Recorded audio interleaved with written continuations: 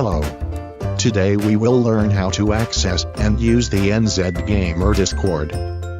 To connect to the Discord server, open your favorite browser and go to the address www.discord.me/NZG. Discord will ask you for a screen name. Fill in the text box with the name of your choice and click Continue to continue. After Discord has loaded, it will ask you to register an account to make it easier to log in next time you use Discord. However, this is optional. You may skip this step if you wish. To get started with the NZGamer Discord, you will first need to block ZDK.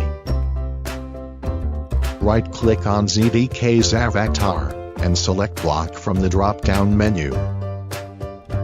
Click Block again in the pop-up window to confirm. That's all you need to know for the NZGamer Discord. We hope you will enjoy your stay.